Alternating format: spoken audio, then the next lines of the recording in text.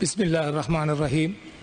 கௌரவ பிரதி சபாநாயகர் அவர்களே, இந்த உயரிய சபைக்கு நான் வருவதற்கு ஏற்பாடுகளை செய்து எழுதி வைத்திருக்கின்ற வல்ல இறைவனுக்கு என்னுடைய முதற்கண் நன்றியை தெரிவித்துக் கொண்டு, கண்மணி நாயகம் ஸல்லல்லாஹு அலைஹி வஸல்லம் அவர்களை ஞாபகப்படுத்தி சலாம் கூறியவனாக இந்த உயரிய சபையிலே ஒரு பாராளுமன்ற உறுப்பினராக வருவதற்கான கட்சியை ஸ்தாபித்த மர்ஹூம் எம்.எச்.எம். அஷ்ரஃப் இஸ்தாபக தலைவர் அவர்களையும் இந்த சந்தர்ப்பத்திலே நான் ஞாபகப்படுத்தியவனாக, தற்பொழுது இந்த கட்சியை வழிநடத்தி கொண்டிருக்கின்ற கட்சியினுடைய தேசிய தலைவர் சட்ட முதுமானி முன்னாள் அமைச்சர் கௌரவத்துக்குரிய பாராளுமன்ற உறுப்பினர் ரவுஃப் ஹக்கீம் சார் அவர்களையும், அதேபோன்று ஜனாதிபதி சட்டத்தரணி எங்களுடைய கட்சியினுடைய செயலாளர் நாயகம் கௌரவ பாராளுமன்ற உறுப்பினர் நிசாம் காரியப்ப சார் அவர்களையும், அதேபோன்று எங்களுடைய கட்சியின் கௌரவ பாராளுமன்ற உறுப்பினர்கள், எங்களுடைய கட்சியினுடைய உயர்பீட உறுப்பினர்கள், அதேபோன்று உள்ளாட்சி மன்றத்தினுடைய தலைவர் செயலாளர்கள், அதேபோன்று ஸ்ரீலங்கா முஸ்லீம் காங்கிரசினுடைய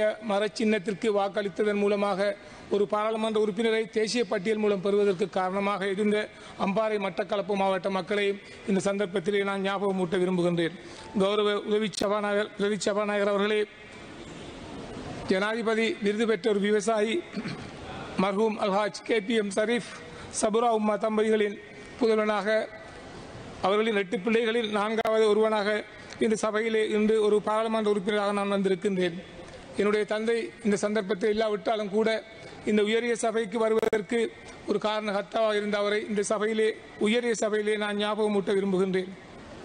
அது மாத்திரமன்றி இந்த அரசியல் துறையிலே நான் வருவதற்கு காரணமாக இருந்த முன்னாள் ஸ்ரீலங்கா முஸ்லீம் காங்கிரஸ் கட்சியினுடைய பாராளுமன்ற உறுப்பினர் மர்ஹூம் MBA அசீஸ் அவர்களையும் நான் இந்த சபையிலே ஞாபகப்படுத்த விரும்புகின்றேன். அதேபோன்று ஒரு தவிசாளராக பிரதேச சபையில் நான் வருவதற்கு காரணமாக இருந்த முன்னாள் பாராளுமன்ற உறுப்பினர் M. அப்துல் மஜீத் SSP அவர்களையும் இந்த சந்தர்ப்பத்திலே நான் ஞாபகமூட்ட விரும்புகின்றேன். கௌரவ பிரதி சபாநாயகர் அவர்களே, நான் கல்வி கற்ற பொத்தியூர் மத்திய கல்லூரி பாடசாலையும் உயர்கல்வி கற்ற கல்முனை சாயிரா கல்லூரி பாடசாலையும் இந்த இடத்திலே நான் ஞாபகமூட்ட விரும்புகின்றேன்.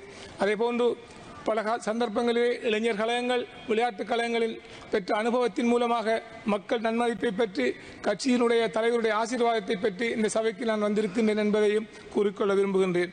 கௌரவ பிரதி சபாநாயகர் அவர்களே, இந்த நாடாளுமன்றம் என்பது நாடு முழுவதும் உள்ள மக்கள் மனங்களில் பிரதித்துவப்படுத்துகின்ற ஒரு தளமாக இருக்கின்றது. ஒரு சிறுபான்மையினத்தைச் சேர்ந்த நான் இந்த அவையிலே மூயின மக்களுக்குமான உரிமைகளை கேட்டு பெற்றுக்கொள்வதற்காக ஒரு உறுப்பினராக தெரிவு செய்யப்பட்டு வந்திருக்கின்றேன். கௌரவ பிரதி சபாநாயகர் அவர்களே, பொத்திவிலனும் எனது பிரதேசம் இயற்கையின் வளமாலும் மக்களின் பண்பாடாலும் வாழ்வாதாரத்தின் போராட்டங்களாலும் மிளிர்கின்றது என்பது குறிப்பிடத்தக்கது. இங்கு வாழும் இம்மக்கள் பல தலைமுறைகள் கடந்து அரசு வாயிலாக மறைக்கப்பட்டவைகளான அவர்களின் உரிமை, காணி, கல்வி, வேலைவாய்ப்பு, விவசாயம், மருத்துவம், போக்குவரத்து மற்றும் பாதுகாப்பு என அனைத்தும் ஒரே நேரத்தில் தீர்க்கப்பட வேண்டிய பிரச்சனைகளில் முக்கியமானவை. கௌரவ பிரதி சபாநாயகர் அவர்களே, அந்த வகையிலே என்னுடைய கிராமத்தின் பிரதான வருமான மார்க்கமாக இருக்கின்ற விவசாயத்துறையிலே நீர்ப்பாசன பற்றாக்குறை என்பது மிகவும் அந்த துறையிலே ஹெடோயா திட்டத்தை பல தடவைகள் பல அரசாங்கங்கள் நடைமுறைப்படுத்த நினைத்தாலும் அவற்றை செய்து முடிக்காமல் போயிருக்கின்றது. அந்த திட்டத்தை நிறைமுறுத்துவதன் மூலமாக எங்களுடைய விவசாயத்துறை மாத்திரமன்று குடிநீர் துறைக்கும் மின்சாரத்தை பெற்றுக்கொள்வதற்கும் முடியும் என்ற நம்பிக்கை எனக்குள் இருக்கின்றது. கௌரவ பிரதி சபாநாயகர் அவர்களே, அதே போன்று எங்களுடைய பிரதேசத்தினுடைய உல்லாச பிரயாண துறை எடுத்துக்கொண்டால் அந்த உல்லாச பிரதான துறையிலே இருந்து பிரதான வருமான மார்க்கத்தை பெற்றுக்கொள்வதற்கு எங்களுடைய நாட்டிற்கு தடங்களாக இருக்கின்ற விடயம் அந்த பிரதேசத்திலே இருக்கின்ற அந்த மக்களுடைய நிலபுல உரிமைகள் குறித்து ஆவணங்கள் மூலம் வழங்கப்படாமையாக இருக்கின்றது. அந்த ஆவணங்களை வழங்குவதன் மூலம் ஒரு வருமான மார்க்கத்தை உயர்த்தி கொள்ள வேண்டும் என்று நான் நம்புகின்றேன்.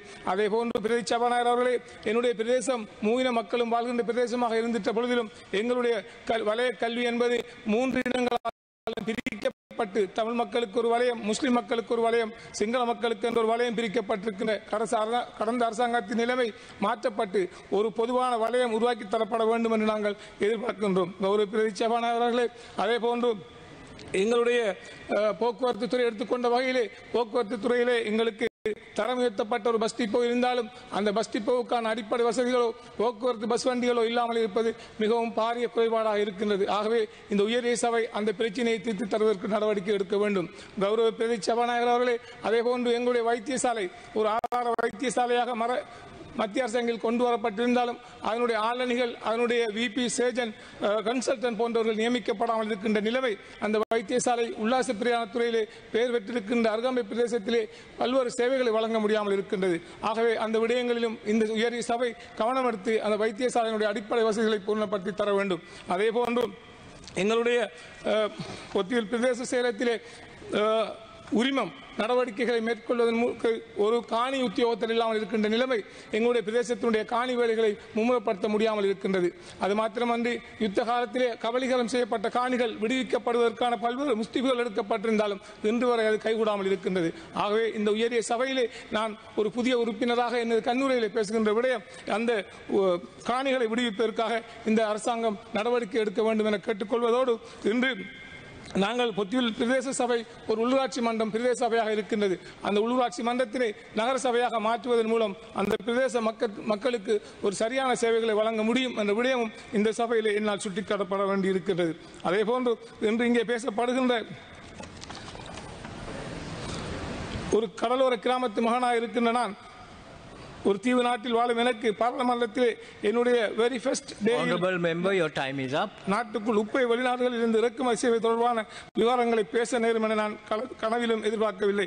கடலால் சூழப்பட்ட இந்த நாட்டில் உப்பு இறக்குமதி செய்யப்படுவதை பற்றி பேச வேண்டிய அவலம் என் முதல் பாராளுமன்ற நாளில் ஏற்பட்டது எனது மிகுந்த துயரம் அளிக்கின்றது. Thank you very much.